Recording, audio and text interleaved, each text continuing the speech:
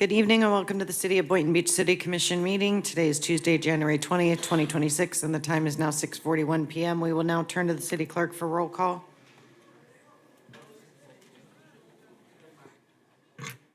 Mayor Shelton. Present. Vice Mayor Hay. Present. Commissioner Cruz.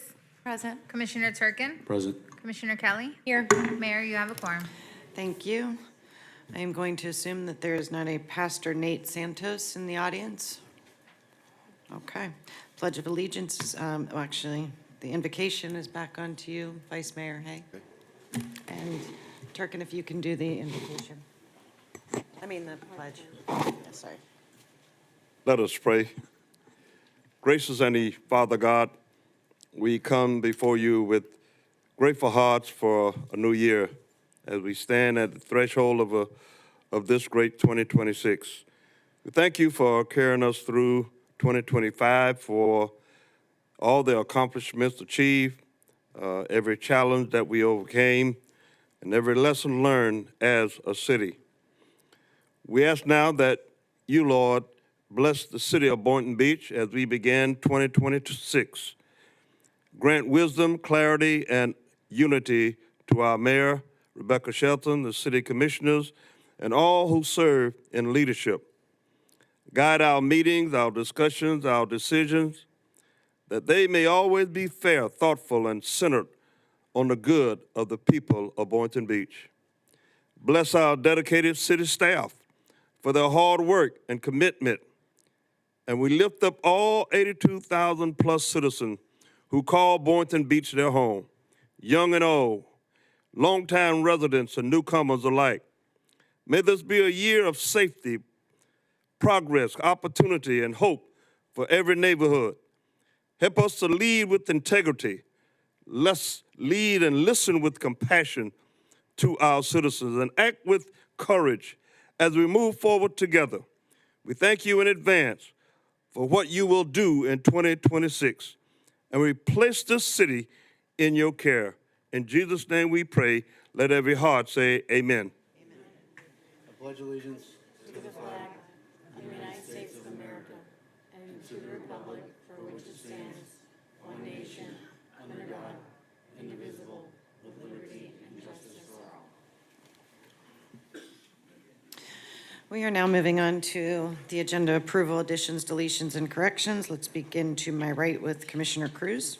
I don't have any. Vice Mayor Hay. Agenda approval and correction addition?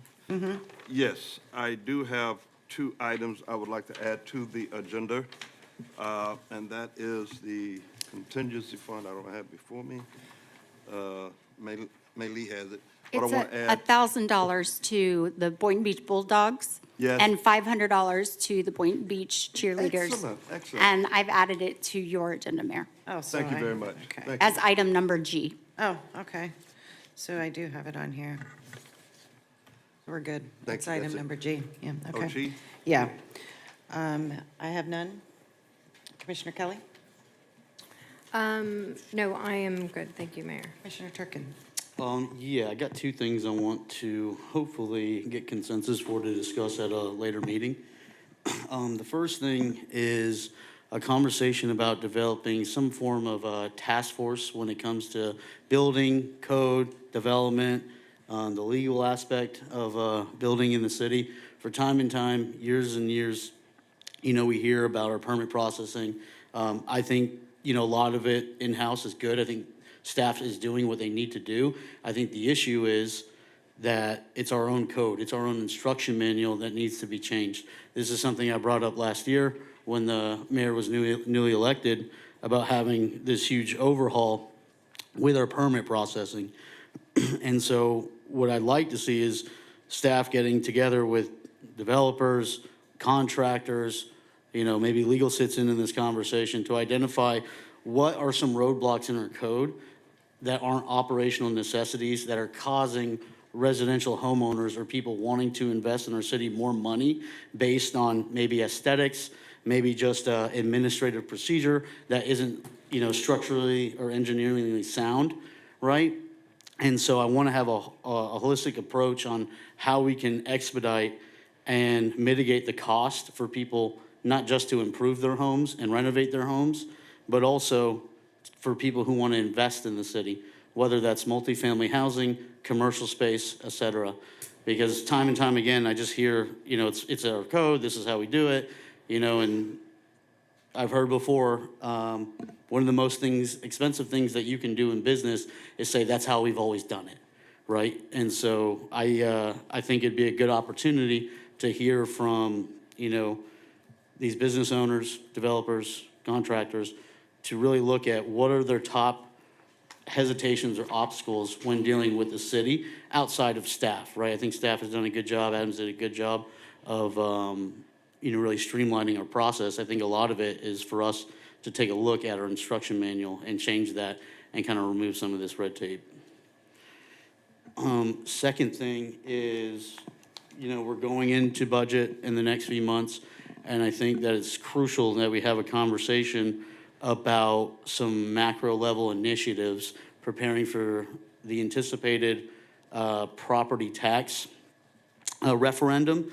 And then also, if, hopefully not, if there is an economic downturn, I think it's extremely important that we take a look at our books and look at, not just at a granular level, but a macro level as initiatives that this body can do in order to mitigate that cost and prepare. I understand that we have reserves. I think, the city manager and this board has done a pretty good, or has a pretty good responsibility of stashing away in those reserves. But I think there's opportunities from a macro level where we can really mitigate costs and, hopefully drastically lower our millage rate. Because ultimately, that is how you incentivize investment, is making, the city cheaper to do business in, more affordable, and then that helps blossom and create more additional revenue for the city. So my objective is to, have those macro level conversations prior to getting those budget workshops done.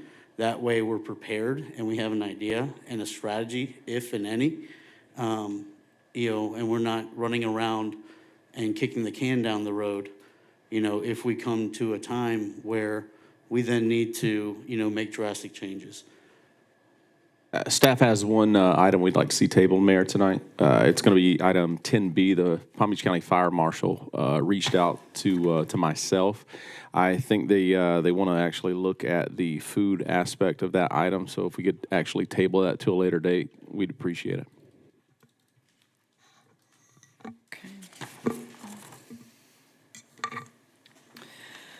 Okay, if there's nothing else, do we have a motion to approve I'm sorry. Yeah, thank you.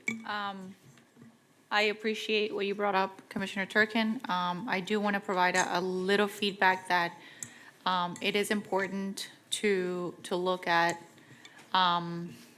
everything that you talked about, but I also want to be mindful of treading lightly when it comes to, who's going to be making decisions on our ordinances and things of that nature. I do agree with the questions about property taxes and looking at our reserves. I think we've done a good job at bumping up our reserves, but I think we can definitely do a better job at that going forward to prepare for the potential of, we don't know what's going to happen in Tallahassee coming down.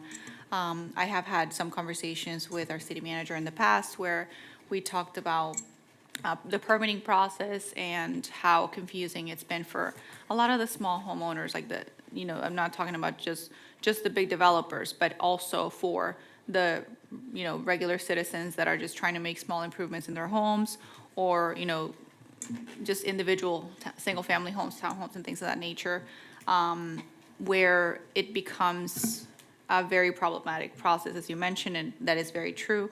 And one thing that I've asked if we could do is, can we have kind of like a paper guide that can let the residents know, the same way that staff looks at stuff and says, like, these are our requirements. Can we have literally the same as, or something pretty similar enough to that for our residents to know, like, what it is that's needed? Sometimes the feedback is, we're asked for A, B, and C, and then we submit A, B, and C, and then we come back, and then we're being asked for F and J, things that were not originally requested.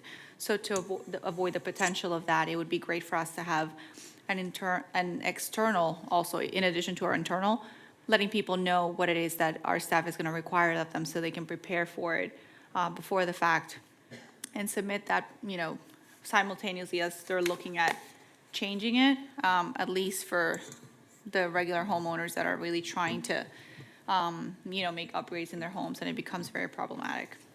Thank you. Yeah, I think the intention is to get, I couldn't imagine that someone building, a single-family home builder is gonna be able to give the same advice as someone building multifamily. So that's why I think it's important to get all stakeholders involved. And I think, just for an example, for someone not to get, their final inspection signed off because a piece of sod's not there, I think is a little bit silly, right? And I think there's a lot of that. And that's no one's fault, right?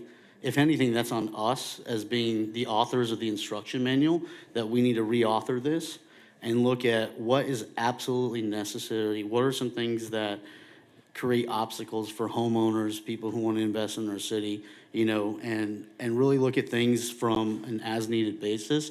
Is this an operational necessity, or does this just make us feel good, right? Because I think when we look at people investing their money, I would much rather someone come and invest in Boynton if they think it's easier and more efficient than skip over and go to Lantana, et cetera, et cetera. Whether that's single-family home development, commercial build-out, office, or multifamily, I just want to make sure that we're being realistic with what our instruction manual is. Okay. Any other comments? So do I need a motion to approve the agenda as amended? Motion to approve agenda as amended. Second. We have a motion to approve the agenda as amended. We have a second. All those in favor say aye. Aye. Motion passes unanimously. We will now move on to informational items by members of the City Commission. Let's begin on my left with Commissioner Turkin.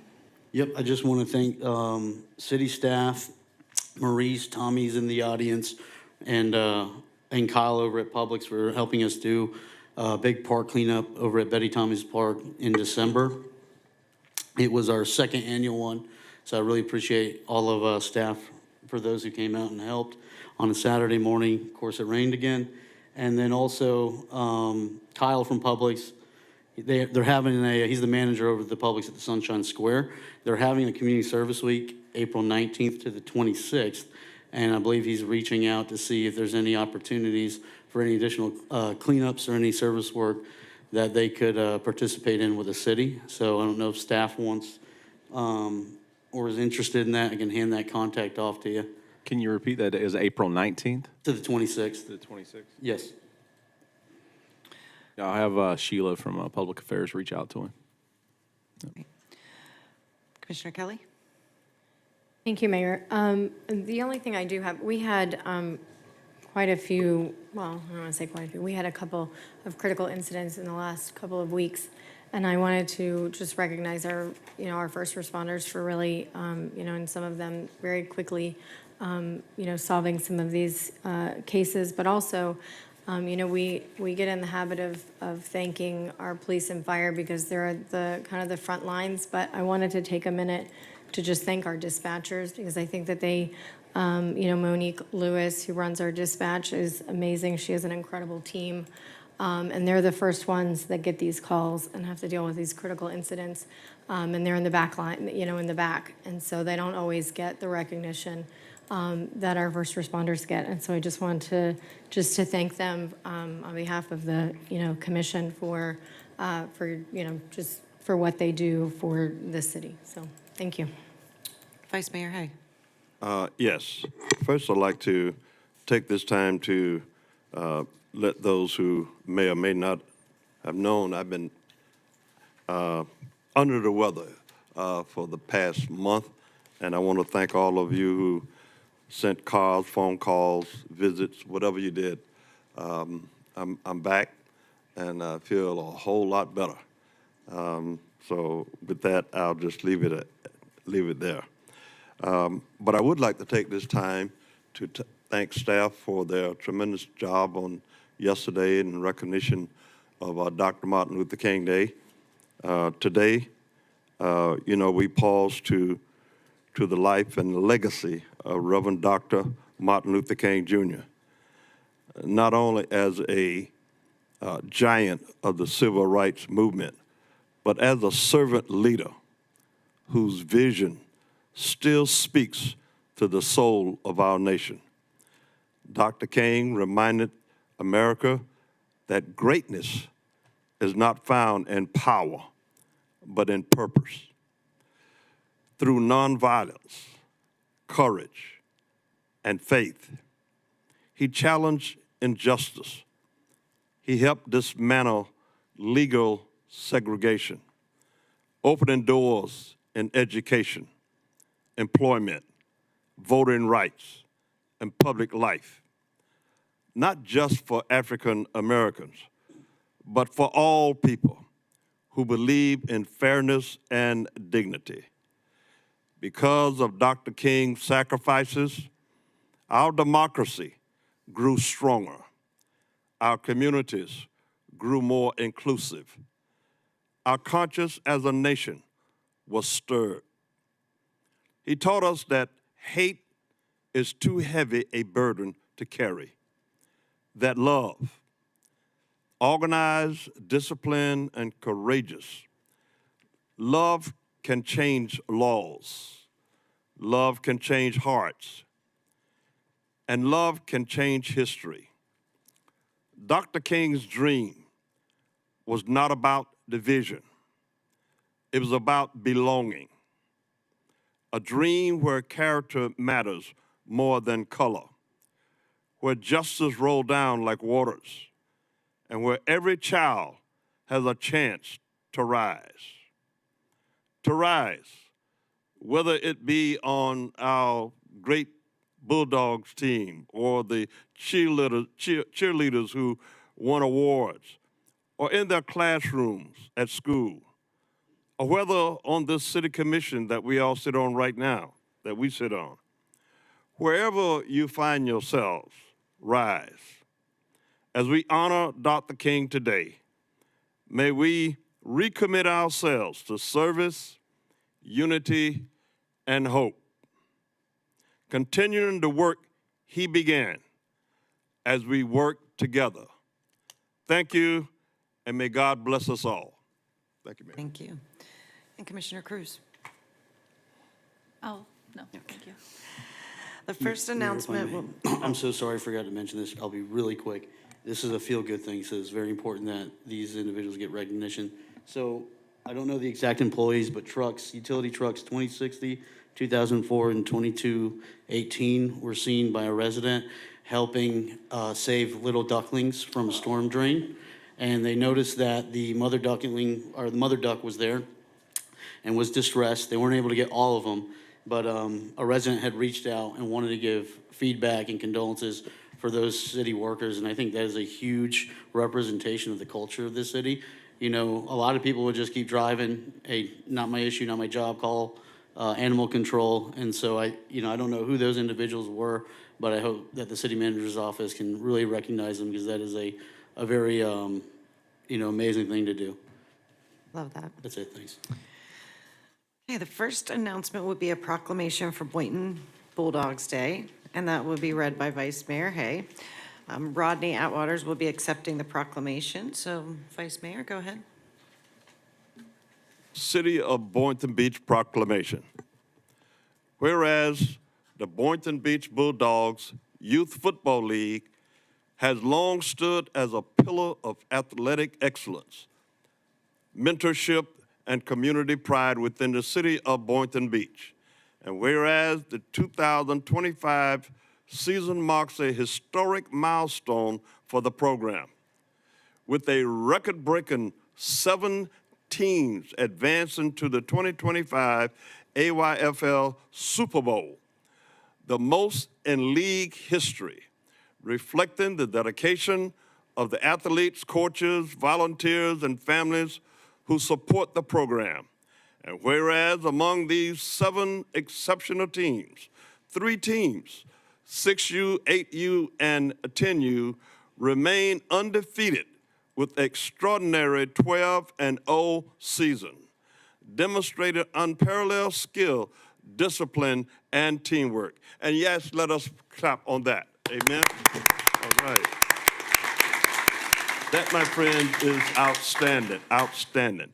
And whereas the 9U team, achieving a strong 9-3 record, has shown determination, perseverance, and commitment to growth that exemplifies the spirit of youth athletics.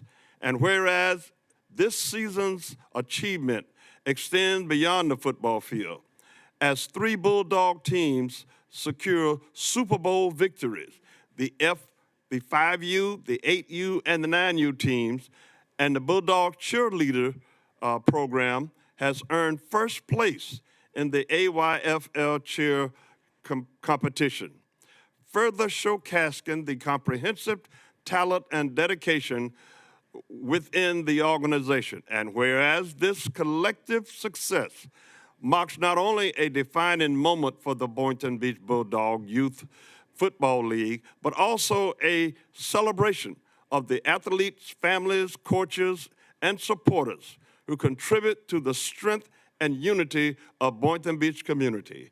And whereas the city of Boynton Beach recognize the profound positive impact that youth sports has on character development, leadership, academic success, and community engagement.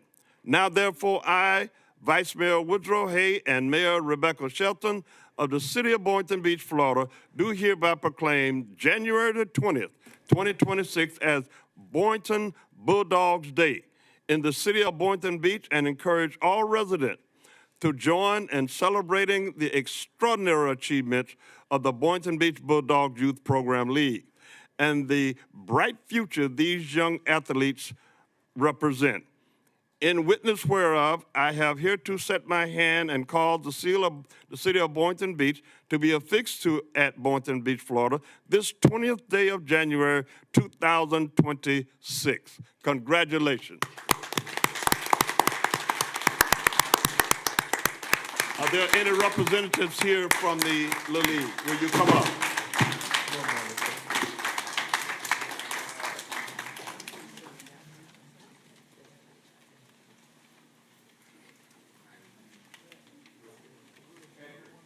What's up, man? Huh? Good, fine.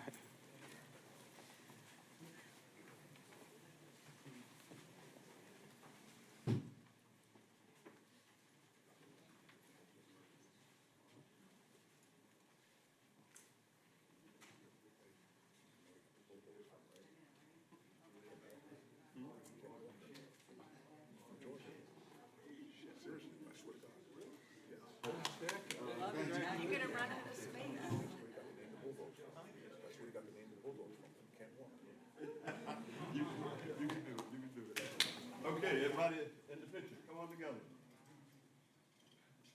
Get tight like you love each other.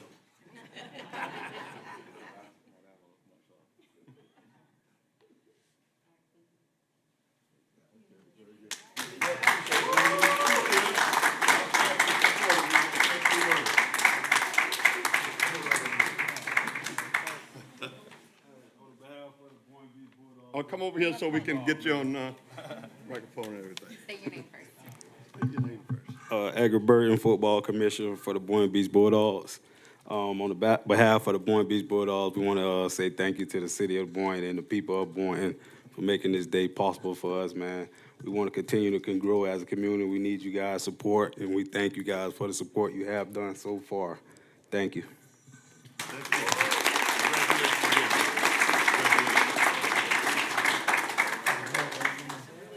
Listen,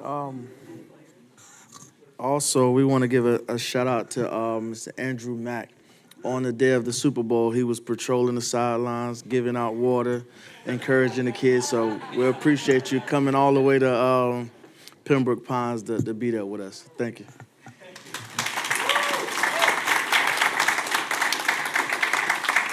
Let me also say that there will be a check coming to the Bulldogs for $1,000 and also to the cheerleaders for $500, okay? Those checks will probably be on Friday or Monday, okay? God bless you. Keep up the good work. Okay, no problem. Next, we'll have the strategic plan presentation update. Can I please have staff come up and do their presentation?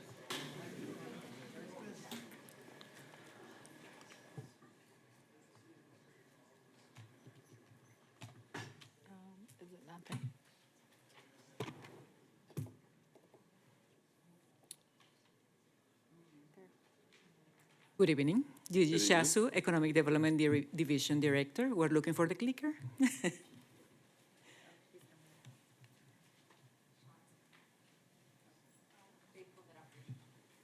Okay. Good evening again. So I'm going to give you a little presentation on the Economic Development Plan, the strategic plan, as requested by Vice Mayor Hay. So basically, what we have here, thank you very much, Sean. So let me just go back just a little, just to tell you what we're going to be doing. So I'm going to give you some definitions, provide progress, and how we're going to be tracking the progress. And also, we're going to be identifying new next steps and how we're going to be aligning it with the budget. So very quickly, the definition of a strategic plan is just something, it's like a roadway where we want to be in 2039 in this case. So what we want, according to what it was agreed in 2024, is a clear vision for the future, with guiding values and principles, strategic goals. Each of those goals have objectives, and under those objectives, of course, projects, initiatives, and how we're going to be measuring. So it's basically, we are going to have, at the beginning, 5 years of action, but 15 years of impact. In 2024, as we can see here, it was adopted. Then in 2024 and 2025, we started with the foundation of this plan. Policies were created, and also we had early wins and visible progress. 2026, and this is the perfect timing for this plan, because in 2026 and 2027, we're going to start implementing, and we're going to start talking about investment for these projects that are contained here in the plan. So, of course, we're going to align financial resources, and we're going to work with the different work plans of the different departments as well. Then it comes phase 4, which is the acceleration and measurable outcomes. So when we're going to start building momentum for the plan. And then, of course, on the stage number 5, it's the 2030-2039 arrival at vision, where we're going to be with the vision of a Boynton Beach that is safe, beautiful, vibrant, and livable for all. So sometimes people are confused what is a strategic plan and what is a comprehensive plan. So I'm just going to give you a little update on those two definitions. So usually they serve different purposes. They have different timelines. One is mandated by the state, the other is not. But basically, the strategic plan is how we operate. It's more flexible and operational, whereas the comprehensive plan is how the city will grow. It has more regulations, and it's more land use focused. But at the end, they work together, okay? Also, a little comparison for you to better understand how this works. We have here several scenarios, and it tells you right there how the strategic plan or the comprehensive plan takes, it works with those different scenarios. For example, I'm just going to give you one. For example, approving a major development, the strategic plan is not applicable for this type of projects, but the comprehensive plan is the one that actually takes place and can act on that different scenarios. So as I said before, you have different scenarios there, and you can see how the both plans can work with it. Now let's start working about the Vision 2039. It says that by 2039, Boynton Beach is going to be a safe and beautiful community. This was established in 2024. A city with vibrant districts, a livable community with fun experiences for all, and a city with a strong and diverse local economy. So there's many things that are included in the strategic plan, so I just summarized everything for you, not to go like page by page because it's a really, really big document. So just to summarize and make it simpler for you, we're gonna focus on the 4 different goals that we have, which are financially sound city government, strong local economy, a great place to live, and a safe and clean and attractive community. Each goal has its objectives. In this case, goal number 1, financially sound city government. We have there the different objectives that encompasses that goal. So I'm just gonna read a couple: maintain a modernized city infrastructure, leverage grants and partnerships, ensure long-term financial resilience, etc. But one of the most important parts for each of the goals is where we stand. And this is for goal 1. We have a total of 55 projects. You can see there of those projects how many are in progress, how many are completed, and how many are not started. And you have an example of the different projects that are completed by now. So in 2 years, we have made a lot of progress in many of those goals. Same thing for goal 2. We have also 7 different objectives, like, for example, develop a downtown. It's a strong local economy. This is my favorite one. So we can develop a downtown with cultural district, modern office spaces, expand experience-based entertainment businesses, etc. Now, where we stand is that we have completed 17.9%. We have 42%, almost 43% in progress, and we have not started 39.3%. The completed projects are down there, and we are working towards starting the other projects that are listed. Those are 28 different projects. Goal number 3, a great place to live. So we have greater mobility within Boynton Beach, develop new quality housing options, improve the quality of schools and the educational programs. We have 24 projects under this goal, the ones that are completed at the bottom again, and we have 41.7% that are completed already. And finally, goal number 4, it's a safe, clean, and attractive community, with some of the objectives being have a low crime rate and have a clean community with no trash, litter, or garbage. And the completion rate has been set at 30% right now, and the completed projects are at the bottom. Of course, one of the things that we've been doing, my Department of Economic Development, we've been contacting all the directors here, and we actually, the last contact with them was the last 2 weeks of December, just to make sure that we were up to date with all these projects, because sometimes when we started this process of updating how we were standing with the economic development, with the strategic plan, some things have changed, and some of the projects that were just in progress now are completed. So this is as of December. Now, major accomplishments. We have several accomplishments with this strategic plan.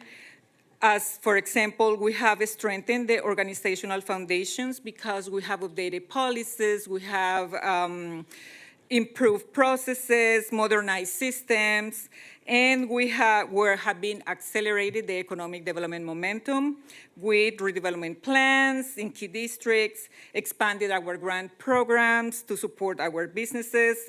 Also, we have advanced the major capital and infrastructure projects, and we have launched citywide beautification and public safety enhancements. one of the biggest accomplishments of all is the alignment and cross-department collaboration that we have seen when we start talking with all the departments. How much have we progressed is because we are working together and more intentionally. So we are aligning day-to-day operations, and we communicate really good. We have improved that that part of how we work together towards the goals of the 2039 vision. Okay, so what's coming? It's that one of the plans that we have, it's that we're gonna be refining and or allocating all those projects throughout the year. So we're gonna be giving the commission and the executive team, of course, an update every year in alignment, of course, with the budget. So we're going to be defining the city's policies direction, and we're going to be measuring each of the performance of the different departments, and it's going to be, I'm going to show you in the next slide how it's going to be, how we're going to be measuring. And of course, we're going to be aligning this with the budget. The main plan is the Power BI dashboard integration. We can see at the left, this is a best practice that another city is doing. So we have started to put together the Power BI chart, so where you can actually click on each one of the objectives, and you're going to see the projects that are completed and the departments that are tied to each program, to each project. And then the next steps, of course, continue aligning departments and initiatives, integrate with other key city plans, track and report progress, and the implementation plan reviewed in preparation for budget every year. You can find the strategic plan document in that QR code. Sorry, I'm beeping. And let me know if you have any questions. Sorry, I'm beeping. No, excellent. This is great. This is what's been missing for me. You know, each year or whenever we have Lau come and he goes and he comes and he goes, and I never see or hear or see a report like this on what's been accomplished, where we are, and where we're going. And this is exactly what I'm looking for. As a matter of fact, what I would like to propose to my colleagues is that we have a biannual update on this every 6 months. Have some type of update as to where we are, but because we spend a lot of time, a lot of effort and money when Kyle comes to town, sitting down and giving him the best 5 out of 7 and column A, B, C, and all that kind of stuff. So this is good to see what are we doing with all that information. Where are we going? Okay, and so I really appreciate the effort that you put into this, and this is just what I was asking for. Thank you very much. Vice Mayor, hey, I did want to add, with the use of Power BI, it will actually be accessible to you all the time. It will also be accessible to the public to view the updates of all the projects within all the goals. So we can do annual updates to make sure people are getting the information, or biannual updates, but whenever you're interested in any of the projects, you'll have direct access to it as well. Very good. Thank you. Thank you, Amanda. Thank you. Great, thank you. Just real quick, Mayor. Thank you, Gigi. The team has been everywhere collecting feedback and doing surveys. Have we noticed that that's working and we're really getting as much feedback as we hope to get? And is it, I guess I'm just wanting to make sure that what we're doing is working, or because I know we have seen, they've been at multiple events and out in the community, and so I just want to wanted to get your feedback on, participation from the residents. Well, actually, this surveys were at the beginning in 2024, so this time it's been internal. So, we've been in conversations with the different departments just to make sure that we are all aligned if those projects that are here are the ones that they are still working on, and also in the future to see if we're gonna be cleaning this document. As you've seen it, it's a little bit, long and extensive. So we're going to be cleaning it up. But all those surveys were done in 2024. Okay, great, thank you. Commissioner Kelly, I think who you've been seeing out in the public has been for the comprehensive plan. So they have done a lot of outreach and have been to a lot of the public events.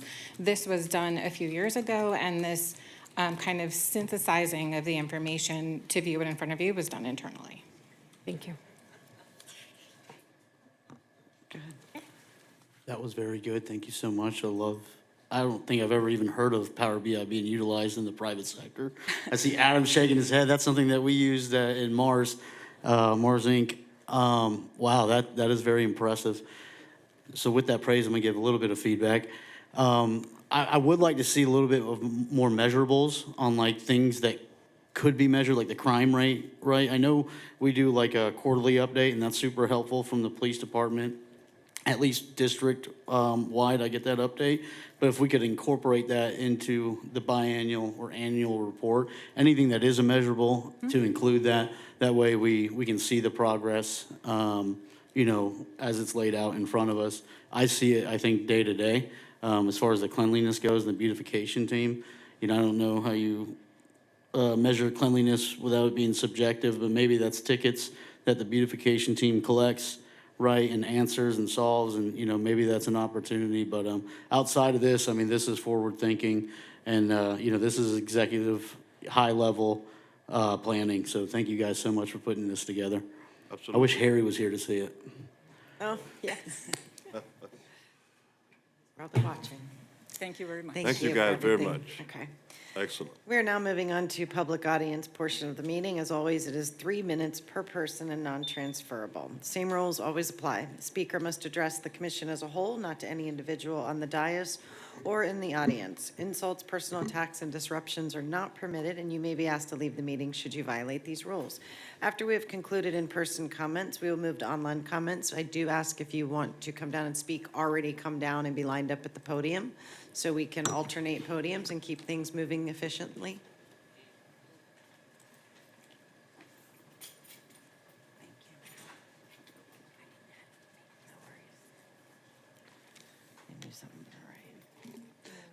Please. David Katz, Boynton Beach. I'd like to speak to administrative items A and C. It's beyond me why this commission should even bother itself with ratifying chairs and vice chairs. The boards know who they want, they know the people, and I think you should urge your legal department to eliminate that part of from the appropriate ordinance to have you guys do that. And if any of you want to give me a call personally, I'll explain to you why that's there, okay? The other item C, waivers. I'm sure Regina Fay and Michaela Lewis or Louis they've never stolen a freight train, but they live outside the city. And I think we're settling when we have people who live outside the city get appointed to our boards. I think that's the bottom line. I'm sure these boards can use the help, but to have somebody outside the city serve on our boards, I'm totally against that. It's up to you guys to decide what you want to do with the waivers, but I think it's a mistake. Thank you. Thank you. Next, please, sir, to my left. Hi, my name is Chip Randall. I live at 1562 Palmland Drive. That's in a 55 and older community called Chanticleer. In back of our unit, on one side of our community, there's a road called Summit Drive. And it is the back or northern exit and entrance gate for Hunters Run, the golf course community. What happens there is the gate, they open it up, and some of the people that come out of there think it's like the flag at a racetrack because they got a nice, clean, straight shot down to Congress, and they really go fast. A lot of them are ridiculously fast. And what the problem is about halfway down, they have the tennis courts, and then there is the barrier-free child park. And there's only a little road that's a shortcut from there over across Summit to our place and the other communities behind us. And kids come across there with skateboards, bicycles, mothers with strollers, and it's dangerous, these cars going so fast. I mean, most of them are nice, quiet, some Mercedes, they just quietly slip right down the road, but a lot of them with Ferraris and Mustangs and Chargers and stuff, crazy. But we'd like to get a speed bump put in there. It's- Speed limit, and- perhaps, and also? Establish a speed limit, too. And a number of our residents Ma'am, can are... you state your name, too? Marjorie Randall, also from Palmland Drive, Chanticleer Community. Can't share time. Oh. I'm sorry. Yeah, Sir, have if to you want to stand in finish your line. time, and then ma'am, if he's done, we'll reset the clock, and then you can announce for your 3 minutes. We're all from there. But Yeah, we're you all- guys each get 3 minutes. Okay, so, So if he's done. Are you done, sir? We'll reset the time, and then you can speak. oh, okay. well, Yes. I'll Okay, so Talk a now- lot less than 3 there you minutes. go. Now you're Oh, on. Thank you. Okay. We live right there. Our patio faces that road, and I have seen on a number of occasions, many of our residents from Chanticleer, we're 55 and older, and many of our folks have mobility problems, and they're walking with their rollators or whatever, and they're crossing that street. And I'll look up to the right, and I'll see one of these sports cars getting ready to come down, and I've been quite fearful for them, and I've been very grateful that up until now, nothing has happened, but I think it's just a matter of time. And all we're asking for is a speed limit sign and perhaps some bumps, those speed bumps, that would at least make our community feel safer. It's not just us, we're Chanticleer, and we're 65 and older. We also have a smaller community called Palmland Villas, and those are multi-age, so we got kids coming from back there. We also have Serrano and Country Trail, and there are children also living in those communities. So we believe, a major safety issue that needs to be addressed by our city and by people like you who work so hard for us. Okay, so thank you. Thank you. Next, hold on, you want to let them go soon? Okay. Thank you. I'm Marla Wright, and I also live at 1566 Palmland. And You this turn the morning, mic a little bit closer. I'm too loud. That's okay, I know, I'm on your tiptoes. I know. And this morning at approximately 9:15 to 9:30, I was walking my two pups on the city sidewalk behind the villa down towards Hunter's Run, and was turning right at the end of the sidewalk where it ends to see my neighbor, Harriet, who's on our board, and a Ferrari or a Lamborghini, it was red in color, it came out of that Hunter's Run gate. And I promise you, everybody here on the commission, you can check with the gate person that's there, because there's a record of that vehicle leaving Hunter's Run at that time was going at least 80 miles per hour. There is no speed limit sign on either side of that road. The only place there is a speed limit sign is halfway between Congress and the park, in the middle of the park where the tennis courts and children's playground is. Somebody almost got killed. I mean, I don't want to witness this. It is definitely a severe safety issue. Speed limit signs and possibly a couple of speed bumps. The other issue, I don't know if you can address it or not, is a turnaround. Somebody's going to get injured, not me, but an elderly person walking with a walker. There are many gentlemen out there with walkers on that sidewalk. There is no place for anybody to turn around, especially in the evening hours. People race down there and they turn around by backing up onto your sidewalk in the grass and sometimes into our yards.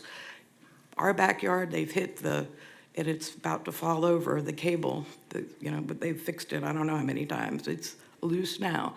And I've witnessed it at least, I'm not back there that often, 2 or 3 times where they backed up onto the sidewalk.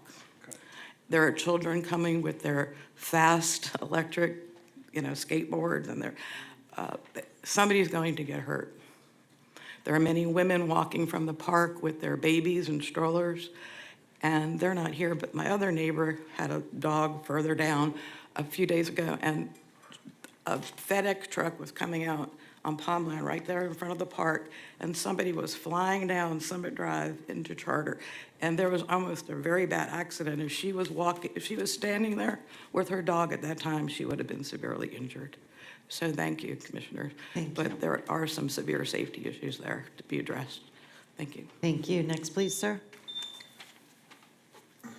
My name is Albert Edwin Wright III. I live at 1566 Palmland Drive. I'm a disabled veteran and very concerned not only about the elderly using walkers, but women or ladies walking their dogs getting hit because there's no speed limit signs, there's no speed bumps, as well as I'm very concerned with the other issue, not only people coming out, but people coming in.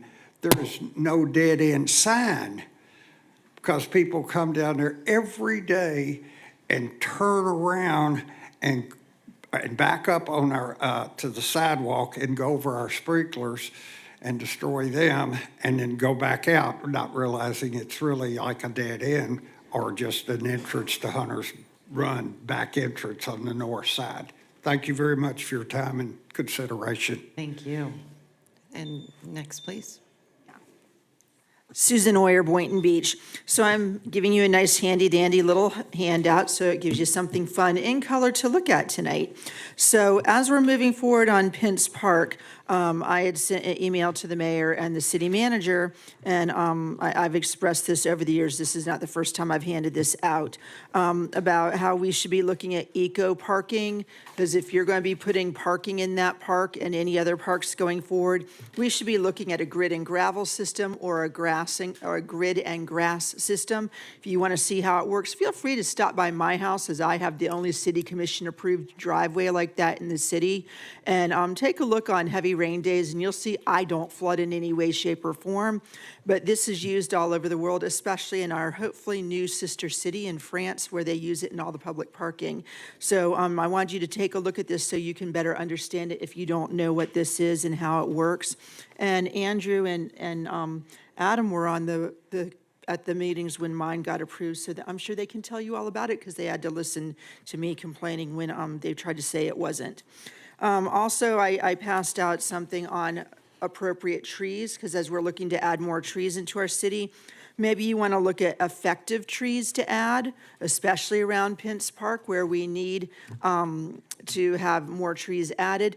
Also, you should note that 2 of those trees on Pence Park itself are probably close to 100 years old. And I certainly hope they are not on the list to be removed, or you're going to see me out there screaming about it. And then, of course, the banyans across the way with those houses that do need to go, because those are very, very, very old. We should be looking at the corner house on the corner of Southeast 4th and Southeast 5th. It's the big house across from Pence Park. That is actually Conrad Piquel's old workshop, and the wall out front has his stained glass in it, and one of the last couple owners has painted over it, and that is historically significant, and that glass should be saved. And I desperately want pieces, so if you know who's got that and owns it and is going to sell it, I would love to have a couple pieces of his glass. That was his actual workshop for years when he lived in Boynton Beach. So while I'm not advocating for us to take it on and save it as a historic preservation project, although I'd love to see that happen, realistically it's not, but I think we need to save that stained glass. And I'm going to put in a quick little plug for, once again, I bring this up every couple years, former retired police officer Rick Ross died during COVID. He is one of our first COVID deaths, and we have yet to do anything to honor this man in our city, and he is one of the most important officers in our city's history and has taught thousands and thousands of people, I could be wrong, hundreds and hundreds maybe, of people martial arts and how to protect themselves in this city. He was the epitome of what an officer should be after retirement, and we need to be supporting him. Thank you. Sir?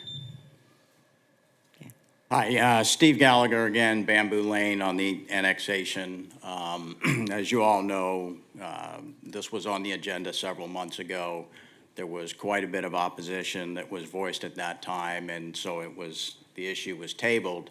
I'm not sure what's changed between then and now, although tonight on the agenda I see that it says staff recommends approval. So that concerns me a little bit that, somebody's already made up their mind on something, but I just want to reiterate my opposition to it. We're only talking about roughly 12 houses on Bamboo and Palmer.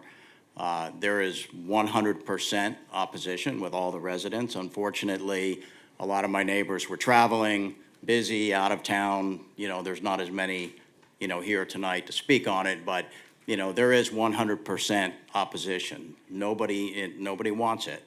I think most of you are also aware of the letter that the county wrote and the legal opinion that they gave, which the county doesn't want it either. I spoke to County Commissioner Weiss today, and he still maintains that the county is still in talks to buy the city of Boynton utility, and they still are basically backing us that they don't want to see the annexation either. In addition, in that letter, they talk about the way that, some of this has been discussed as a voluntary annexation because some of us have signed papers over the years.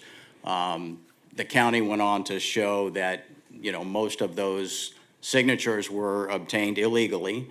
They won't stand up if they're challenged. Many of the residents are newly moved in, so you don't even have signatures from those people. You have them from the previous owners. So the bottom line is that, nobody is in favor of it. I'm not sure why the push to get these 12 houses. There's a lot of unincorporated properties in that corridor between Boynton and Delray. So, we've been really left in the dark. We don't have a lot of information on why or, what's in it for us, which, is aside the point because we've all, as I said, we all bought in the county, we like the county, and we want to stay county. So I would just ask that you take into account what the residents want and factor that in and also, hopefully avoid any future litigation that it could lead to. Thank you.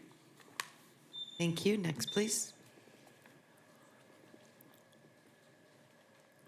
Billy Cunningham, 3425 South Lake Drive.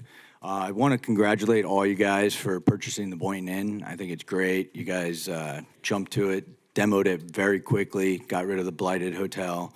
I think congrats to that. As the owner rep of the 13 parcels next door, we chased that hotel for about 2 years. We were about to purchase it as well, but when we were in talks with the city, we could never get a density to make sense with what we had already. So we got discouraged and we backed out of buying the hotel. Now you guys have purchased it, and we've been in negotiations on our property for quite some time, and you guys continue to keep pushing it down the road, and now we're getting discouraged with that. We have a lot of interest on the property, piecing it out. And ownership has advised me that if we can't come to some type of agreement within, by the March 13th, as Chris Brown discussed from the CRA, the director, that we're going to list the properties individually and sell them out, because it just seems whatever we do, we just can't come to some type of conclusion if we want to get the density for our parcels. And whatever you guys decide to do, it's the city's decision. I think the people of Boynton Beach need to come out and support it, or you guys will have that 2.2 acres that you purchased, and you guys can kind of continue to go down that road and figure out what you guys want to do with that property. And I hope, you guys paid a hefty price for that. So I don't know if you'll be able to get the density you want, but I think with the Live Local, you will be able to. But besides whatever you want to do, an idea that I have for you guys that would be a benefit for that property, I think before you give it to a developer, I think you need to annex a portion, a little area closest to I-95, and I think the city needs to own it and deed it to the city for life and put a billboard there. And you can bring in a revenue stream so that the city of Boynton Beach can have some revenue and make some money off of it, okay? And I'm in a huge support for relocating Josie's to South Federal Highway and doing their townhouse development, and I think it would be very silly not to approve that because I think that's the area that would bridge Delray Beach to Boynton Beach. Thank you, guys. Thank you. Next, please. Good evening, Barbara Reedy, and tonight I am representing the Boynton Beach Historical Society as its president. We have several events coming up that I wanted to make sure everyone is aware of. Everyone's invited, they're free. The first one will be January 26th. Dr. Evan Bennett is going to speak to us about the Highwayman artists. He's an expert. That's a free program at the Presbyterian Church on 6th Avenue. And then on February 7th is our free Highwayman art show and sale, which will be held in the gym at the Arts and Cultural Center. The actual highwaymen are bringing real art for sale for people to see. The postcards that we have on the back table are the poster for this year's art show and sale. So please take some. They are actual postcards. And then on February 23rd, we have Janet Naughton, who's going to speak to us about her new book, Sunlit Arches. And in February, the program is about Bernard Thomas. His daughter, Sarah Bolenbacher, is going to speak to us about Bernard Thomas. She is also the daughter of Betty Thomas, for those who don't know that they were husband and wife. And then in April 27th, the program will be about the 65 types of mangoes. And the gentleman is going to bring us mango ice cream. So we're in discussions about reinstituting our potluck dinner on April 27th. So we hope that you will come and attend that. And while I have everyone's attention, I want to bring up tomorrow night is Forest Park's community meeting, also at the church on 6th Avenue for folks who live in Forest Park. And also East Boynton Beach Little League's opening night will be February 6th. And thank you, Kevin Ramsey, wherever you are, for helping us juice up the Little League field. I appreciate that very much. And I also want to talk about Regina Fay and Michaela Luis in favor of them being granted waivers tonight.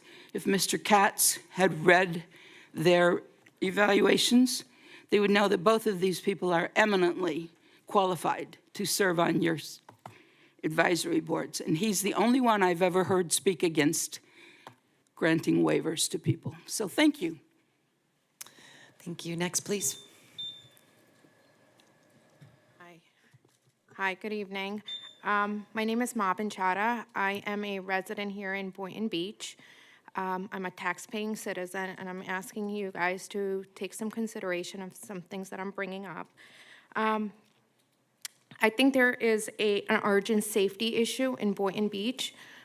Every corner, every major corner between traffic lights, the entrance is off of 95, northbound, southbound, all you're seeing is this aggressive panhandling happening. If you don't believe me, I hope you notice that next time you drive. And it's becoming dangerous. It's becoming dangerous for the drivers that are driving and also the individuals that are there. I decided to pick up the phone and call the local police department, the non-emergency number. The response I got is, we are busy, we have limited resources, and we give citation and whatever the court makes of it. That is unacceptable. I drive to and from to local stores. I'm just gonna stop going. That's what's gonna happen within the community. They're gonna have more, they're gonna visit less and less stores. So when it comes to you beautifying the city, less people are gonna start attending these things because I don't wanna come across as somebody aggressively panhandling or knocking on my window while I'm parked at a traffic light. That is not safe, that's not okay. Basic thing is safety. I'm not saying, push them out somewhere else, but you may need additional resources for homelessness or people that are aggressively engaging in this behavior. Second, a few weeks ago, I called the local PD. I love the local PD. I want to make sure they are very sweet. They're responsive to the conversation. I generally think they're limited in resources.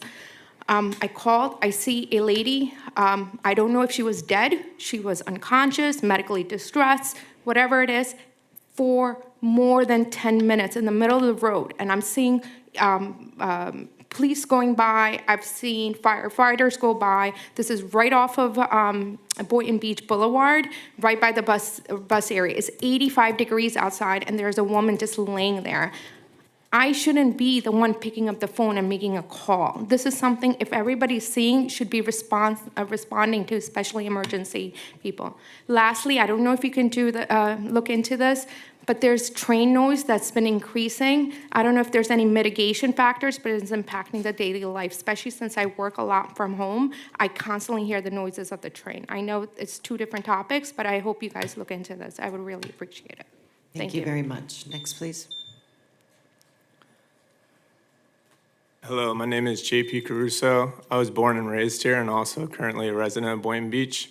You may know my father, Mike Caruso, who's the county clerk of Palm Beach County. I would like to thank all you guys for your tremendous work that you guys have done and will continue to do for this city. I would like to express my support for Josie's moving to South Federal.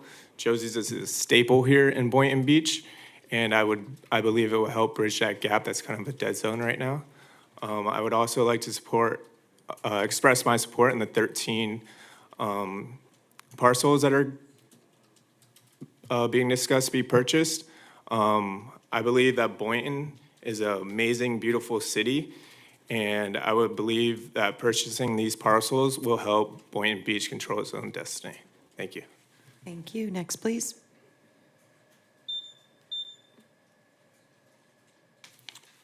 Good evening. My name is Katie Miller, and I live at 1057 Southwest 28th Avenue. I've been there since 1977, but no one seemed to be coming out. There is a house on Southwest 27th Avenue that they're tearing down. It's been torn down half for over 2 weeks, and I'm so afraid that some children are going to get in there and get hurt, because it's just open out and they can just walk in. And nobody seemed to, I thought when you tear down a house or something, you had to put like a fence or do something to keep people from walking in. I'm just so afraid some kids are gonna get hurt. And another thing, I've come here once before and complained about why Gulfview Harbor doesn't have police officers to come out. Only time we have a police officer, you got to call them. And I think they should come out. My street is like a parking lot. I mean, cars are just parked. I had to go around this car and go up and go around this car because it's a parking lot. And I just don't think that I think the city should do something about it. Thank you. Thank you. Is there anyone online? No, Mayor, there is nobody online. Okay. Public comment is now closed. And we are moving on to the administrative section. We need to ratify the selection of Robin Kurtzman as chair and Margaret Roberts as vice chair for the Art Advisory Board. So moved. Do we have a second?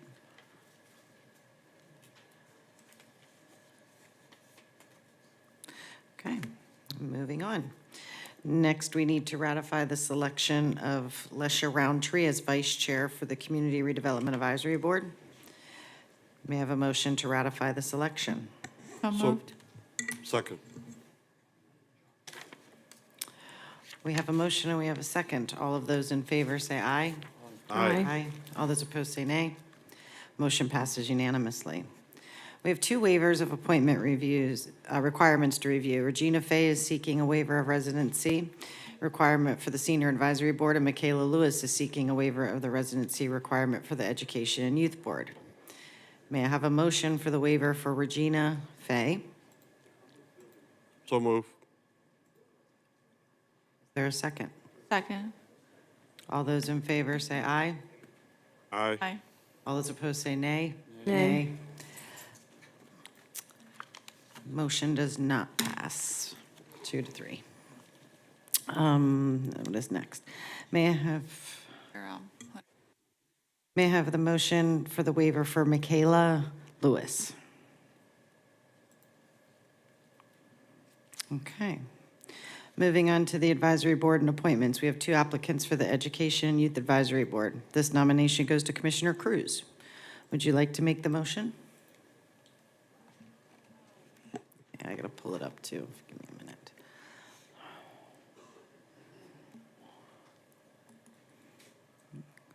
I'll go ahead and nominate Sanford Purnell. Second. We have a motion to nominate Sanford, what's the last name? Cornell, and we have a second. All of those in favor say aye. Aye. All those opposed say nay. Motion passes unanimously. We have 1 application for Recreation and Parks Board. The nomination goes to Commissioner Cruz again. Would you like to make a motion? Yeah, it's slow. Okay, well, hard to say. I'll go ahead and Good luck with that appoint last name. Matthew I'm not going to try on that one. Chowski. That was good. Okay, so we do have a motion, and we have a Second. second for Matthew. I'm going to butcher this. Wachitowski? I don't know, but all those in favor say aye. Aye. All those opposed say nay. Nay. Motion passes unanimously. We have 1 application for the Senior Advisory Board. The nomination goes to Commissioner Cruz. You are a popular lady tonight. Yeah. No, Would- that one wasn't. Oh, We didn't, can't, 'cause that it was a didn't- waiver. Oh, we didn't get the waivers, so that's dead, okay. Right. Is she the one that works for Meals on Wheels? I think I saw that on her Yes. application. And she lives in 33436, which is really right next to Hunter's Run. Happens to be outside city limits, but it's right there. Okay, we'd like to encourage residents to look at the advisory boards and have vacant positions available and apply. Next, we are moving on to approving the proposal for a workshop for an update to the comprehensive plan staff. Staff, would you please go ahead with your proposal? Good evening, Amanda Radigan, Development Director. We are at the point in the overhaul of the comprehensive plan that we are seeking commission update. We have done, like Commissioner Kelly brought up, several public input workshops, along with hosted tents at several public events. And now we need to talk to you all about some of the information that we've gathered and general input on what you'd like to see in this project. Right now, we have proposed to start our next 2 commission meetings in February and do 2 workshops from 5 to 6 ahead of commission. However, it can be anything that suits your schedules. We could do a Saturday meeting or an evening meeting. We are just looking for an appropriate time for you all to give input. If I may, Mayor, I'm okay with the 5 PM prior to the commission meetings. I'm okay with that. I'd rather not come in on a Saturday, but willing to do so if needed. Are we expecting a certain time frame for this type of meeting, at least an hour, 2 hours? I would say to go, because we will be reviewing all 9 elements. Yeah, Some that's a are big much deal. heavier than others, which is why we're proposing 2 of them. We would like to keep it to an hour. If we need a third one after we finish these 2, we can schedule 1 more if needed. But I understand we don't want to run it too much over into the commission meeting time. So it is possible to keep hosting them 1 hour before the commission meeting if that works best. I would be open to, I know you guys talked about having a workshop at one point. If we could just have 1 long workshop on a Saturday morning, I would be open to that. So we don't have to rush through the commission meeting items. And that way we might only have to do it once and not 2 or 3 times. And just kind of complete that task. For a different evening. I'm open to that, maybe January 31st. I think there's also an alternative where maybe we pick a week, we come in, we knock it out, staff's coming in on Saturday. I think that's something to be, thoughtful about, because for me personally, I want to have everyone there. If I'm having questions, I don't want to, have half the team and, just hear, oh, we'll wait till next week to get an answer. So I'm just thinking logistically what makes the most sense and what's the best benefit of our time and staff's time. What about a different weeknight? Thursday or Right, what about a different weeknight as opposed to a Saturday? Because I know, Mayor, I know that Saturdays are difficult for Yeah, you, so. if we were going to do it on a Saturday, We could do it on prefer we a- start pretty early because that's it's when I work for the most part. Right. What about the week that we don't have commission meeting, having it on that Tuesday or Thursday? That would be better for me because Saturdays are problematic based on other duties and responsibilities I have on Saturday. Do we So want to do the I would 31st, be, 31st is a Saturday? I'd be Thir- okay to do the 29th, that Thursday, if we want to do it that during the Thursday, week? February Yeah. 20, Yeah, January 29th? Next week? if I could get 2 dates, that would be great, because we would Yeah. also need to confirm with our consultants as well as a space. It might not be this space because we have advisory board meetings just about every night. Do you But want we to? can work that out. Do you want to speak with them and see what nights are better and then Yeah. get back to us and staff can coordinate? We can coordinate a date that way as opposed to us can do giving that. dates and then having to come back and go back and forth. I'm just Okay, we thinking. can at least if the it's a ease. Thursday evenings, or evenings is what we're looking Thursday towards. Yeah, Yep. Thursday. Thursday evening. Okay, okay. And one long one we're proposing, right? So I can schedule 3 hours, like we're Right. doing. Okay. Okay. Preferably Okay. when we don't have a commission meeting. Yes. Yeah, so I will Tuesday or get availability. I will send it to the aides to coordinate with you all. Perfect. Wonderful. Thank you. Okay. The last item under administration is just discussion to move the March 17th commission meeting due to the National League of Cities being held March 14th to the 18th. This would be the last meeting for our honorable Vice Mayor Hay. And where incumbent Amy Kelly and Mac McCray would be sworn in as commissioners. Staff is recommending any day between March 23rd and 26th. So it's- So we're not canceling it because it's St. Patrick's Day? Because that's really why I would want to cancel it. I'm okay for the 23rd, that Monday. 23rd, yeah, I have it in my calendar already. That's fine. Okay. So Shauna, do we just need the consensus that we're all agreeing for the 23rd? Everybody's good for the 23rd, Mr. McCray available? 6 PM. Okay. Do what you want to do. Okay, and as we mentioned before, at this time, yes, we will. At this time, Vice Mayor Hay has requested to add 2 community support funds, one for the Boynton Beach Bulldogs in the amount of $1,000, and one for the Boynton Beach Bulldog Cheerleaders in the amount of $500. May we have a motion to approve these 2 community support funds? Motion to approve. Second. We have a motion and we have a second. All those in favor of approving the community support fund, say aye. Aye. All those opposed, say nay. Thank you. Motion passes unanimously. We will now be moving on to the consent agenda. If my colleagues want to pull any items from consent, let's begin on my left with Commissioner Turkin. Nope, motion to approve. Second? We have a motion to approve and we have a second. All those in favor of approving the consent agenda, please say aye. Aye. Aye. All those opposed, say nay. Motion passes unanimously. We will now move on to consent bids and purchases. If my colleagues would like to pull any items, let's begin on my right with Commissioner Cruz For me, thank you. and Vice Mayor Hay None for me. and Commissioner Kelly No, thank you, Mayor. and Commissioner Turkin. Motion to approve? Second? We have a motion to approve the consent bids and we have a second, and purchases, and we have a second. All those in favor, say aye. Aye. All those opposed, say nay. Motion passes unanimously. Moving on. We have 7 public hearing items. Public comment is permitted for all items. Items A, 8 through C, and 8A through C, and 8E through G are quasi judicial. The commission will make their disclosures when we reach those items. I will now turn to the clerk to swear in anyone here to speak on items A through C and E to G. Anyone here to speak on items 8A through C and E through G, please stand and raise your right hand. Do you swear or affirm that the evidence you are about to give will be the truth, the whole truth, and nothing but the truth? Thank you. You may have a seat. The next 3 items are for one property, so if each commissioner can make any disclosures at this time regarding items 8A through C. Commissioner Cruz, we could start with you.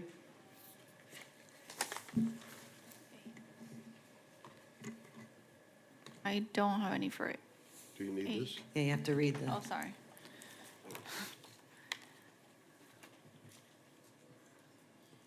As to this matter, I have not had ex parte communications. I have not received written communications. I have not conducted an investigation. I have not made a site visit. I have not received expert opinions other than staff. I request that these disclosures and all written communications be made part of the record. As to this matter, I have not had expert communication. I have not received written communication. I have not conducted an investigation. I have not made a visit. I have not received expert opinion. I request that these disclosures and written communication be part of the record. Commissioner Kelly? Thank you, Mayor. As to this matter, I have not had ex parte communications. I have received written communications from Mr. Pavlin.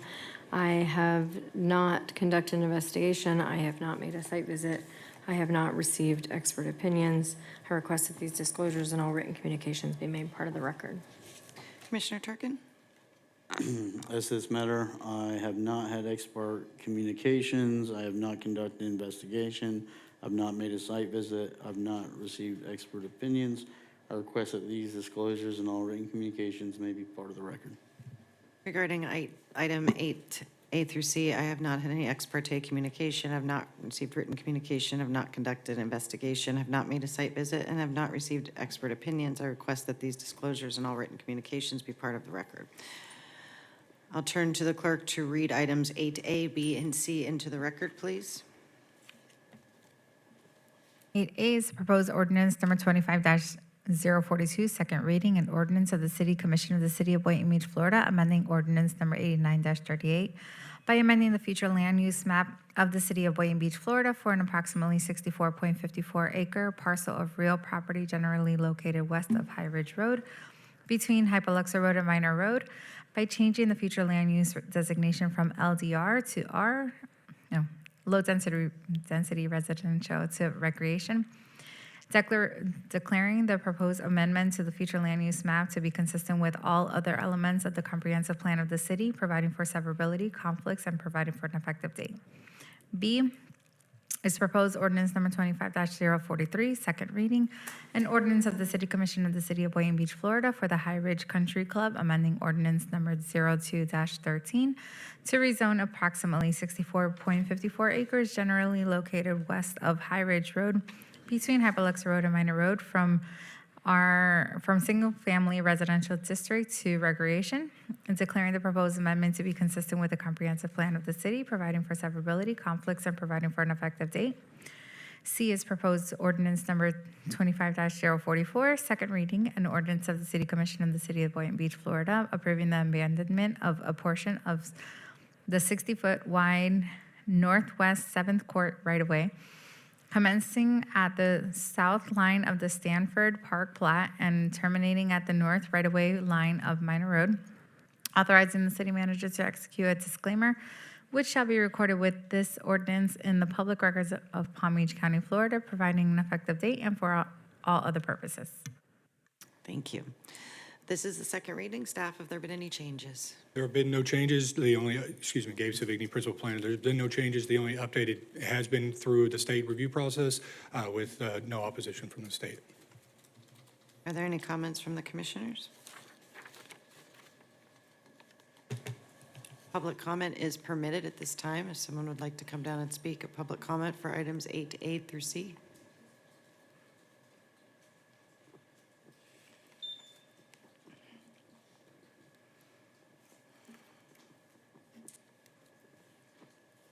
Good evening. My name is Dimitar Pavlov, and I'm a resident and a homeowner at High Ridge area. I live east of High Ridge Road, right by the area in question. After reviewing the documents that are attached to this rezoning application, I would like to raise an important concern. The application references expansion of a golf course into the adjacent wooded area, but it does not specify how far that expansion would extend into the land. This is not just a scrub or vacant property. It is a mature and dense wooded area that has developed over many decades with very large and tall mature trees. The land is designated as a sensitive environmental zone A and B, which requires extensive wildlife surveys and environmental protections. I respectfully propose that any rezoning approval be conditional. The applicant should be required to clearly define how far the expansion would go, and the remaining land should be permanently preserved to protect wildlife and natural habitat. There's state-protected species in the area, such as gopher tortoises that we all know. And that's pretty much what I proposed. I sent an email to, I believe, most of you. And my personal opinion here is that unless residents drive by, walk by, and see in person the actual area, they cannot really realize the importance of that nature. It is, again, not just a scrub area or simple yard. I watched the last hearing from November, and it felt like on one side, yes, the owners are looking just for rezoning so they can unify the zoning of the entire property of theirs. But at the same time, it is not a matter of are we afraid that there will be residential homes built, or the golf course wants to maintain unity of the zoning. The concern here is the nature, and while we're all about improving the city, we also should be always concerned about balance of nature and human development. And anyone who drives by that nature will realize how important that is.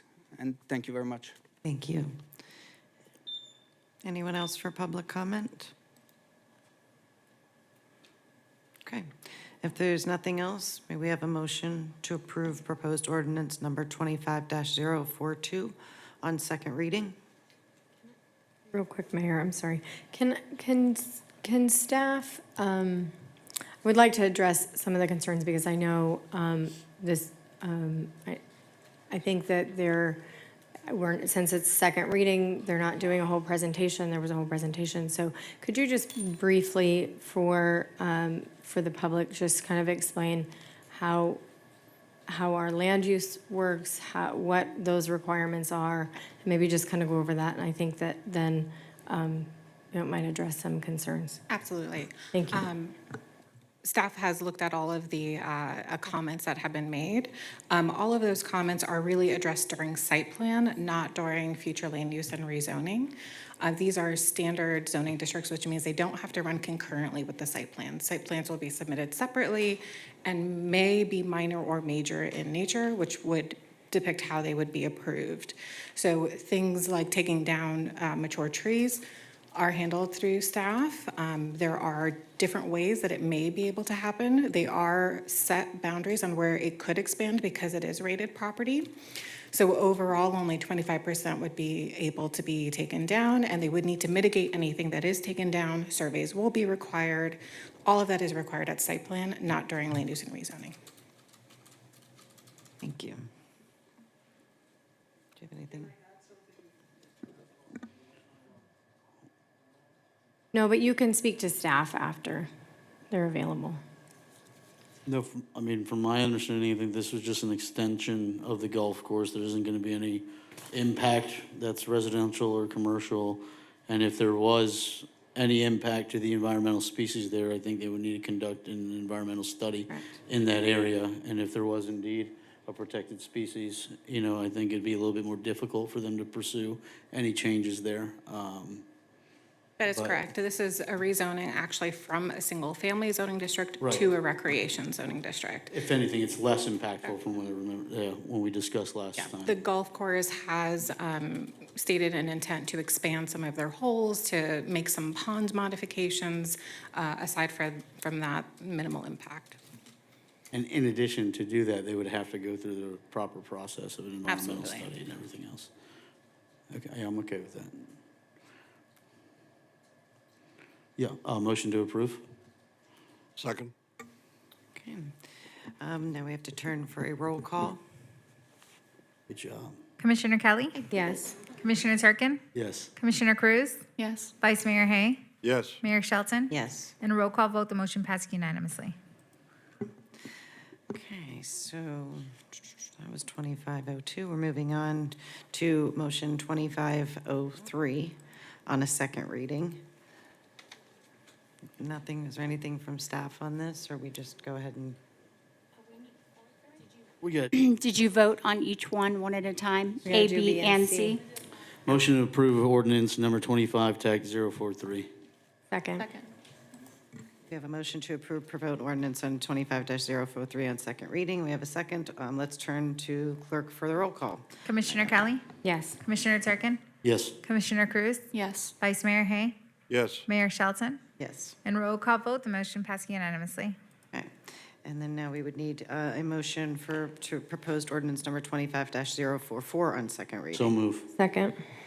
Commissioner Cruz moved to approve ordinance number Commissioner Turkin, ordinance number 25043. We have a second from Commissioner Kelly and a roll call vote. Go for it. Commissioner Kelly? Yes. Commissioner Turkin? Yes. Commissioner Cruz? Yes. Vice Mayor Hay? Yes. Mayor Shelton? Yes. And roll call vote, the motion passed unanimously. Okay. Now I need to turn to the clerk to read items 8D into the record. 8D, proposed ordinance number 25-045, second reading, an ordinance of the City Commission of the City of Boynton Beach, Florida, amending Chapter 3, Article 3, Section 2, G, IPUD, Chapter 3, Article 4, Section 3, Use Regulations, Chapter 4, Article 3, Section 8A3B, Plaza Requirements, and Chapter 4, Article 4, Section 4C1, Signs, amending IPUD infill planned unit development for clarifications that only residential uses are permitted, providing for codification, conflict, severability, and an effective date. Second reading, staff, have there been any changes? Gabe Savigny, Principal Planner. No, Mayor. Any comments or questions from the commission? Public comment is permitted at this time. If anyone would like to speak on the issue, please come on down. If there's nothing else, may we have a motion to approve proposed ordinance number 25-045 on second reading? So moved. Second. We have a roll call. Commissioner Kelly? Yes. Commissioner Turkin? Yes. Commissioner Cruz? Yes. Vice Mayor Hay? Yes. Mayor Shelton? Yes. And roll call vote, the motion passed unanimously. Okay. These next three items are for one property, so if each commissioner can please make any disclosures at this time regarding items 8E through G. We need to swear people in first. Oh, okay. Thank you. We swear them in at the same Oh, time. I'm sorry, you did everyone? all I'm together. sorry. Okay, I that's okay. apologize. Okay. Okay. Go for it. As to Commissioner this Cruz. matter, I have received ex parte communications from Stephanie Sedekassi. I have also received written communications. I have not conducted an investigation. I have not made a site visit. I have not received expert opinions other than staff. I request that these disclosures and all written communications be made part of the record. Vice Mayor Hay? I have not had ex parte communication. I have not received written communication. I have not conducted an investigation. I have not made a site visit, and I have not received expert opinion. I request these disclosure and all written communication be part of the record. Commissioner Turkin, you want to go to yours, and then we'll go this way. No to everything. Thanks. You have to say it. With all due respect, they were doing it wrong. Well, then, does that mean that everything we voted on is ineligible? It wasn't challenged, so the Right. time to challenge that would I'm be just- wrong. But this can be made part of the record. No to everything. I can give this to the city clerk. Thank you. Okay. As to this matter, I have not had ex parte communications. I have received written communications from representatives from the applicant. I have not conducted an investigation. I have not made a site visit. I have not received expert opinions. I request that these disclosures and all written communication be made part of the record. Regarding item 8E through G, I have not had any ex parte communication. I have received written communication. I have not conducted an investigation. I have not made a site visit. I have not received expert opinions. I request that these disclosures and all written communications be part of the record. I'll turn to the clerk to read items 8E, F, and G into the record, please. Proposed ordinance number 26-002, first reading, an ordinance of the City of Boynton Beach, Florida, amending the future land use map for the northern approximately .72 acre portion of a 1.34 acre unified property located at 3047 North Federal Highway by changing the future land use designation from special high-density residential to general commercial, providing that the remaining approximately .61 acre portion of the property shall retain its special high-density residential future land use designation, and declaring the amendment to be consistent with all other elements of the comprehensive plan of the City of Boynton Beach, providing for severability, conflicts, and providing for an effective date.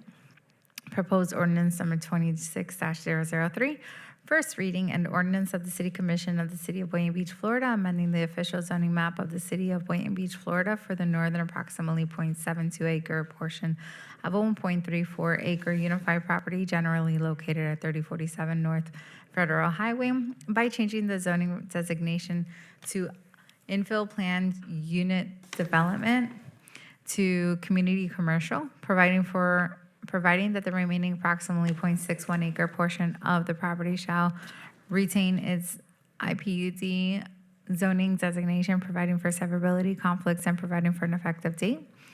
And G is proposed new major site plan for a new 4,733 square foot structure for Josie's Restaurant Commercial. at 3047 North Federal Highway, subject to the approval of the companion future land use map amendment and rezoning requests. This is the first reading. Staff, can you please begin your presentation? Can the applicant please present for themselves at this point?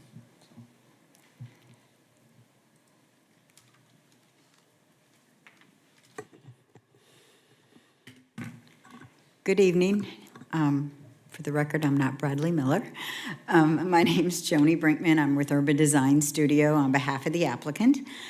We had a conflict on a couple of hearings at the same time, so I do have a PowerPoint presentation. I did want to point out first, though, that item G, staff is recommending that we table that till the second reading of the land use and the zoning application.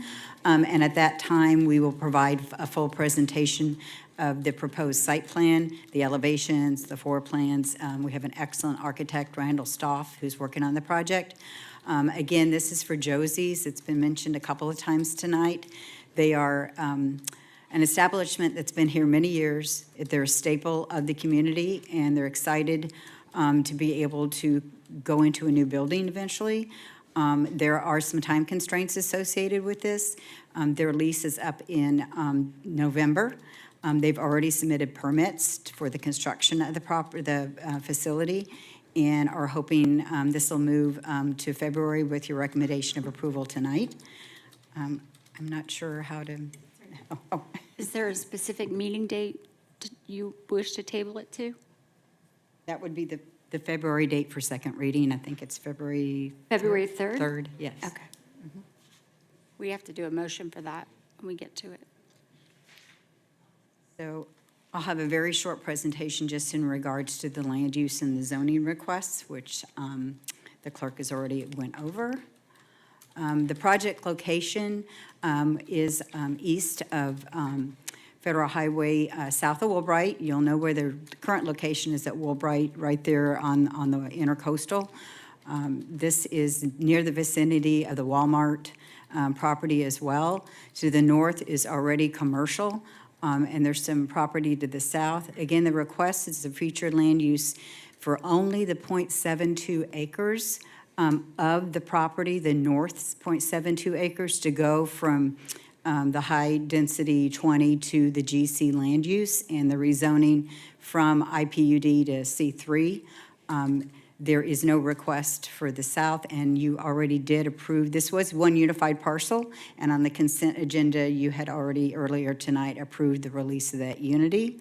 And again, the major site plan for the new building, which will be approximately 4,733 square feet with outdoor seating, we're requesting to be tabled.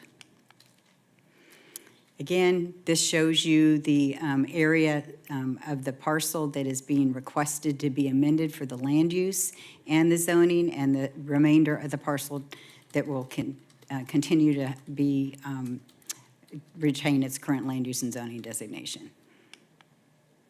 And again, same for the rezoning, IPUD to C3 for only the .72 acres that we're speaking of, consistent with the land use being requested and with the existing commercial to the north, so it fits into this corridor. Really, that's about the extent of my presentation tonight, with the site plan being tabled to February 3rd, at which time we would prepare and present a complete site plan application presentation. So we are looking for your support on first reading for both land use and zoning. Thank you. Any comments from the commission? Go ahead. Yep, as discussed with staff, as well as I think we had a phone call, my only concern with switching the zoning is live local, switching it to commercial. So I just wanted to get a commitment that that's not the intent here, and it's just to build a restaurant. Our applicant's intent purely is they've already got permits in, they've expended a considerable amount of funds, they purchased the property, they want to continue the Josie's restaurant use within the city to service the residents, and many of us who don't even live in Boynton do drive there. Thank you. No, I'm always happy to see any rezoning from high density to commercial. I guess the question about live local is a very good one, Commissioner Cruz. Your word's great, doesn't hold up in court. Can we incorporate something? Is there any legal mechanism we can utilize? I actually And then real quick, second part question maybe for Adam or Amanda. Is this within the 1 mile of the downtown, or is it outside of that live local? Or is it 1 mile within the next project, and then that can continue to branch out? Which would be The next dunes? project, Yeah, I think that would be the dunes, which, if that's the case, I think the dunes 100 is, units per acre. the dunes is within a mile. It would be where it is currently permitted. So I feel like that's a little bit of a trick question. Right. And hasn't been challenged, right? So I would argue that it is permitted in the core, not permitted in the dunes, because the dunes was a live local project. That would be my argument. Probably that would be challenged. Got it.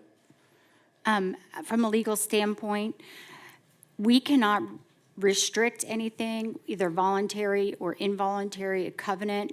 Because state law allows live local, we cannot go behind and circumvent what is allowed by state law. So that is absolutely not permissible. Even if they were voluntarily willing to do that, it would be unenforceable. Is there an opportunity to at least acknowledge in writing that their intent is not to? I mean, I don't think that is us, I don't think that's us saying they can or cannot, or making it positional. I think to have that good faith, it's great, it's great. It'd be greater for me to see that in writing. I don't think that's us telling them, no, they can't do live local there. They could certainly put it in writing, but I could tell you, it's not worth the paper it's written on. From a legal standpoint, we couldn't enforce anything on that. one thing, But I if think if I may. I think that provides a historical context and document that if there was something that happened later down the road, and that if the law is changed with live local, and for some reason, and again, this is a hypothetical, and I trust that your clients are going to do Josie's. I don't imagine them attempting an okey-doke whatsoever. However, I'd rather operate into oh well than in what if avenue. Commissioner Durgan, they did provide a justification statement, and their application clearly says that they intend to do a restaurant at a certain square footage, so we do have their intent in writing. I'm just asking if we can. Not for, it doesn't say anything about live local, Right. if that's the So, question, Commissioner, okay. if I may. I had some talks earlier, and I think what I was going to propose is to see if we could make it a condition of approval to AG, which is the major site plan approval, to make it a condition of that you will not be building residential in that area where the rezoning is happening into commercial.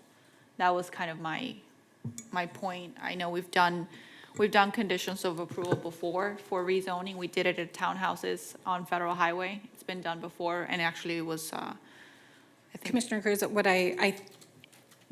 even if there is a condition of approval, that wouldn't supersede state law to allow them to do it. So just some talking points that, so all of that is completely preempted by Florida statute. So any zoning that we do would be considered illegal, whether it's zoning or any restriction whatsoever would be deemed illegal and subject us to lawsuit and a challenge. They're lawful, unenforceable, and it's inconsistent with state law. It's just we can't do it the way that Live Local is currently written. I don't think that there's, at least for me, and what it sounds like, Commissioner Cruz, I don't think we're trying to make this a hard condition of approval or restrict anyone's rights or uses. I think what we're doing is just creating a historical context and document saying, we had this conversation, you guys agreed in writing, and that way, if the laws do change and there is opportunity to then challenge, right? Because I think there is a lot of conversation about Live Local and amendments, that could happen over the next few years. I just want to make sure that the city is doing their due diligence. And again, I'm sorry that this is an elongated conversation, but I hope you can understand we're just doing our due diligence to make sure that, we're not doing this rezoning and then your clients change your mind. And then now we're in a reality where, we just made an error. And at least for me being the district commissioner, my constituency is sick of the, hey Brad, how's it going? Sick of the increased density, right? And so, it's my duty to make sure that I can do whatever I can to prevent that from happening, because it's been happening, not just in our city, but, all over the county and the state. I'm not sure if Brad wants to take over, but all I would like to say that maybe prior to second reading on both of these and the presentation of the site plan, we can get some additional legal input. However, the applicant has went to extensive costs to date to prepare all the drawings, the architecture, the permitting. They're in the audience, and maybe we can, have some additional conversations, but my understanding is their intent is to build the restaurant. And they're shaking their heads. Sorry, Bradley. I'm going to jump in, probably need to be sworn in. Yes, please, thank you. Sorry, I'm too old to do 2 hearings in one night in 2 jurisdictions. But you're here. Do you swear or affirm that the evidence you are about to give will be the truth, the whole truth, and nothing but the truth? I do. Thank you. So thank you for obliging me here. And we've been working on this for a while. I think some of you are aware of the constraints that they're under. They actually have permit applications submitted. They're in process. They're fully committed with this part of the property being a commercial restaurant it's Josie's. I think I said to Joni when I begged her to come and be my surrogate, if you've been in Boynton Beach and haven't been to Josie's, you're missing something. So, thankfully they're staying here in the city. And so we're just trying to help to get them through. Staff has been great in expediting this as much as they could. And so we're full steam ahead, replace it with Josie's. Yeah, and I think, again, there's more conversation to be had with the item G with the site plan, so. And that, Shauna, with the site plan, is there a way that we can protect? No, okay. Any Can we restrictive create covenant? conditions of approval for the site plan when it comes up? 'Cause it's- Not, yes, but Done it not, before. but not as it relates to Live Local. We cannot, As it relates to a condition of rezoning? I think we can't hinder any Live Local project. However, if the intention isn't Live Local, it's just the use of residential or multifamily, I think that's a different argument. All right, under the presumption that it will not be used for Live Local and just for Josie's Restaurant, and They've been here for 30 years. I will make a motion to approve. Second. We need public comment. Oh, sorry. I'm proud of myself again. If anyone else wants to speak from the public, now is the time to come up, or else we will keep moving.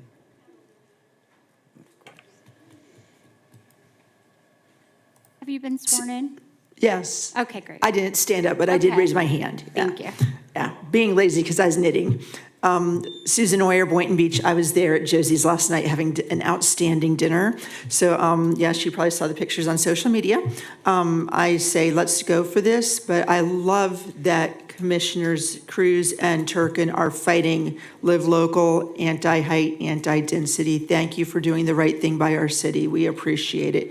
But yes, I think we should go forward with this, and I'm sure they're going to do the right thing because, you know, they're fine, upstanding people in our community. So thank you. Great. If there is no other public comment, do we have a motion to approve proposed ordinance number 26-002? So moved. Second. Do we have a motion, and we have a motion, we have a second? Pardon me? Did you Are say? we including the restrictions there? Can't. We cannot. No, we So can't. It is as printed. Correct. So we need, we need to approve E and F, and then a motion to table G. Right. Individually, right? Yeah. Correct. Okay. So this Okay. is just So O2. moved. Thank you. So two, okay. Let's turn to the clerk for the roll call. Commissioner Kelly, Yes. Commissioner Turkin, Yes. Commissioner Cruz, Yes. Vice Mayor Hay, Yes. Mayor Shelton, Yes. and roll call vote, the motion passed unanimously. Great. We have a motion to approve proposed ordinance number 26-003 So on moved. first reading. Second. We have a motion, we have a second. Let's turn to the clerk for a roll call. Commissioner Kelly, Yes. Commissioner Turkin, Yes. Commissioner Cruz, Yes. Vice Mayor Hay, Yes. Mayor Shelton, Yes. and roll call vote, the motion passed unanimously. Okay. Moving on, staff has asked for the major site plan to be tabled. Motion to table Until February Second. 3rd. till February 3rd. We have a motion to table until February 3rd, and we have a second. Second. Is that a roll call, or that's a regular vote? Okay, all those Yes. in favor say aye. Aye. Aye. Aye, all those opposed say nay. Motion passes unanimously. Moving on, the first item on the regular agenda will be proposed resolution number 26-011, in approval for interlocal agreement for the Bamboo Lane Enclave annexation. Staff, do you have a presentation?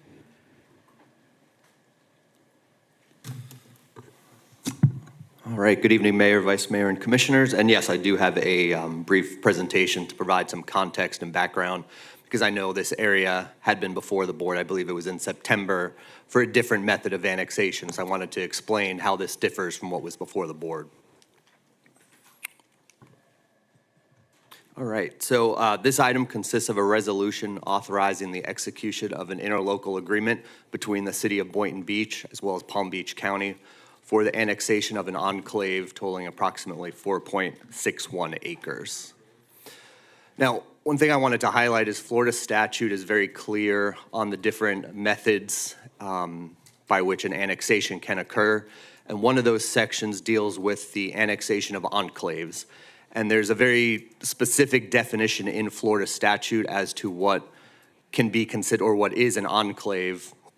And as it states in that first subsection, that it is the policy of the state of Florida to remove enclaves because they create provisions with service delivery issues, and it's specifically for areas that are less than 110 acres. In area which this site does, it's well under 110 acres. And as part of this annexation method, it allows for a municipality and the county that currently has jurisdiction over that area to enter into an interlocal agreement that then would allow for that annexation. So kind of the steps in this process, because this is different than what was before the City Commission previously, is the first action would be for the City of Boynton Beach to agree to that interlocal agreement. I will say that staff, both at the planning level as well as City and County Attorney's Office, has worked on the interlocal and at a staff level is in agreement with this process. Should the City Commission approve the interlocal agreement tonight, then that will be scheduled before the Board of County Commissioners for their action. then should that adoption occur, then we will be back before this city commission for the land use and zoning changes that would be required on the properties upon an annexation. So with that, staff is recommending approval of the resolution. Any comments from staff? I mean, from the commission? No, I think this is part of the county's comprehensive plan. Ultimately, the county is going to make this decision if the board moves forward tonight. So I think, you know, this isn't the end-all, be-all. This is going to punt it back to the county. Okay. We have a motion to approve proposed resolution number R26-011. Second. We have a motion and we have a second. All those in favor say aye. Aye. Aye. All those opposed say nay. Nay, motion passes unanimously. We know I start getting tired at like 8:39. I'm like 100 years old inside. Do we need to make a motion to table the? Motion to table 10B. Second. We have a motion to table 10B, and we have a second. All those in favor say aye. Aye. All those opposed say nay. Next item will be a discussion regarding the Marina District overlay. Does staff have a presentation? Yes, and I realize I forgot to introduce myself on the previous item. Kevin Fisher, Planning and Zoning Division Director. I apologize for that.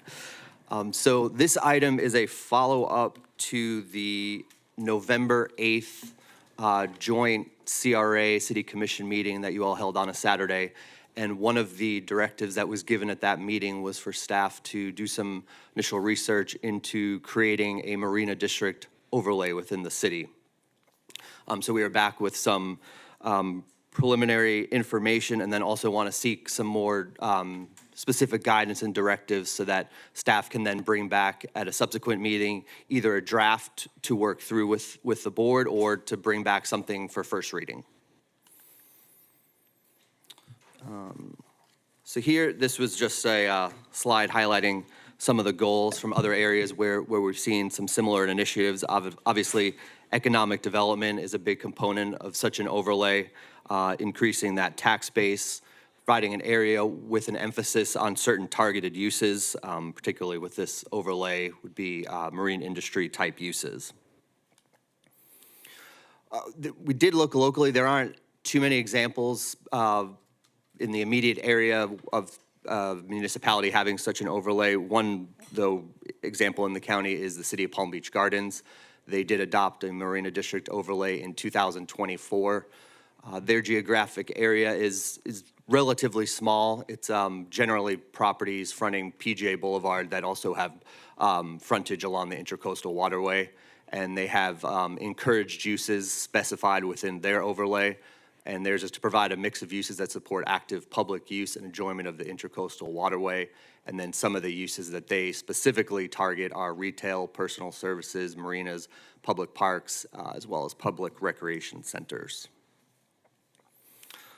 So here, just preliminary, I apologize, I should have faded that background a little bit more, but some ideas for targeted uses would be restaurants, cafes, marina, as well as marina support uses. So there are obviously retail components that would support the marinas themselves. Obviously, local businesses, big component of it, hotel space.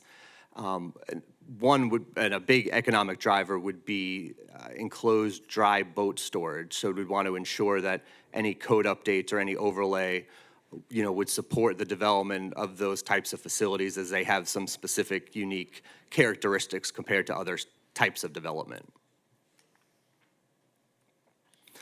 Another component, so what we're focusing mostly on is coming back for a future code amendment for such an overlay. But another thing that we have found in areas that have been very successful in developing marina districts is there is also a public investment component to that. So while the code would dictate what we see from private sector investment and private sector development, it also provides an opportunity to evaluate public art investments, public access easements, ensuring potential for expansion of river walks or boardwalks, having that recreational area preservation area and trails, and things just in general that support these types of marina uses. So here, this was just an initial preliminary idea of potential boundaries. Again, that's something that, the board will direct. Here, we had highlighted from Gateway Boulevard in the north to just south of Woolbright, with 3 kind of nodal areas near Gateway Boulevard. Obviously the existing marina area, and then the Riverwalk area there at the southeast corner of US 1 and Woolbright. So some of the things that we would, as staff, like to have some feedback from the commission are any specific, goals, objectives that you all may have in wanting to see within this overlay, as well as any discussion on potential boundaries or specific targeted uses, heights within this overlay district, and then any kind of parking provisions or things of that nature. So just any feedback that the city commission may want to have, so that when we bring something back, it's aligned with your thoughts on this.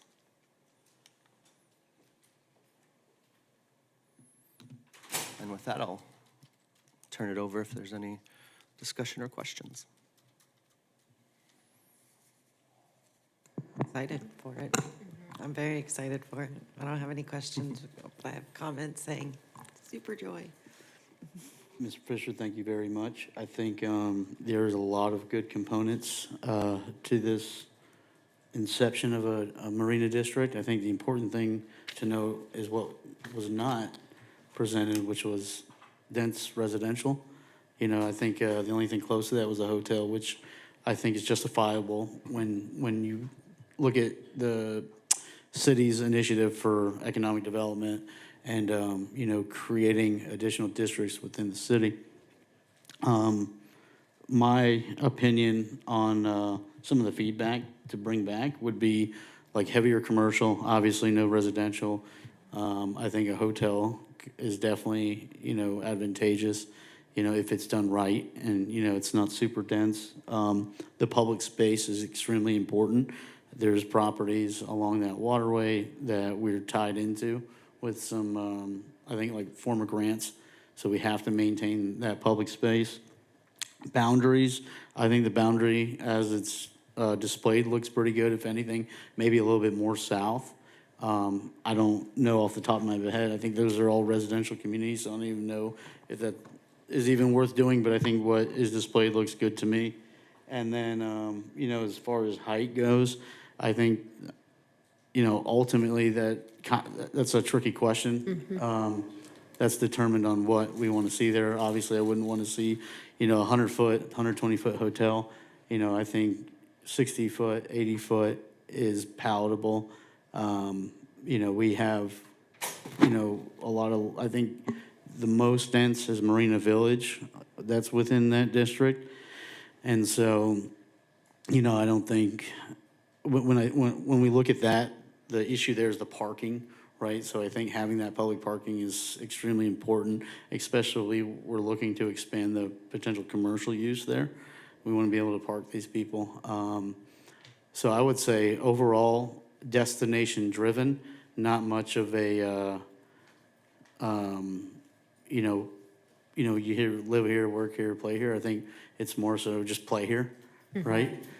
Maybe a little bit of work, but I think this is super exciting, and this is a transformative initiative that I look forward to being a part of. Okay. Great. Any other thing? Okay. Does anybody have any final comments for tonight? And if not, do we have a motion to adjourn? So moved. Second. We have a motion and we have a second to adjourn. With no further business to discuss, this meeting is adjourned at 8:45 p.m.